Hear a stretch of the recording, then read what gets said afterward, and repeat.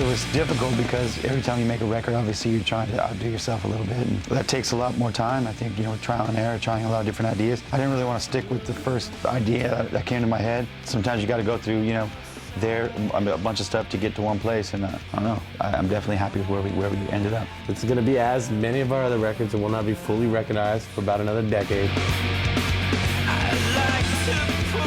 It is ultimately pretty selfish for us. Even working with Bob Ezra, we tried to step out of what we normally do. Worked on the music the way we thought it should be, instead of, hearing someone else's opinion. It ultimately always came back to our decision. I mean, for us, writing music is what's exciting to us at the moment when we're writing it. We never look and say to ourselves, okay, we want the record to sound like this, and with variations of all these different styles or whatever. It's never a conversation of how the actual direction of the record should be. Chino might have a riff, I might have a riff, Chi could have a riff, Ed could be playing a drum beat that's just from random or whatever. It's like a kind of a head change, before you put the record on, you feel one way and you put it on, and throughout it, hopefully it brings a bunch of emotion out of you. And when it's finished and it's going out, like that day, it first comes out and people are actually, somebody puts it in, you're like thinking, man, what are they thinking about right now as they're listening to that? Our records, we hope that's what they are. They just enhance your mood, whatever way it may go. Some people like uppers, some people like downers.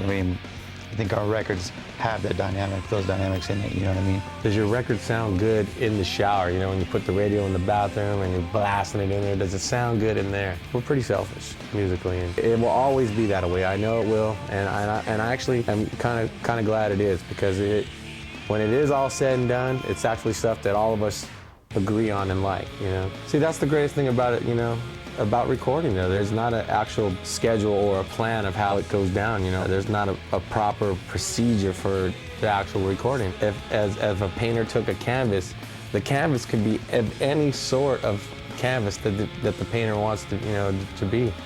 The paints could be of any substance that person, there isn't a rule to it. Being around as long as you have, is it sort of a trip that you guys are now influencing other bands? This is a conversation we had with Max Cavalera a long time ago when we first started hanging out and we were jamming, after we did that song, or even right before we did that song, We're talking about how stuff off of Chaos AD influenced Bored on Adrenaline, right?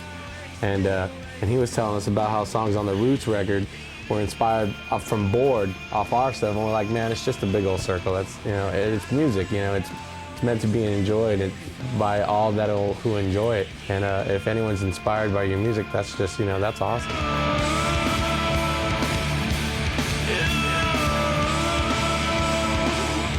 Everybody's influenced, I guess, in some way, whatever it is you do in life, from where you're from. Being from Sacramento is just a, I think it's a good place to come from in that time where it's our home.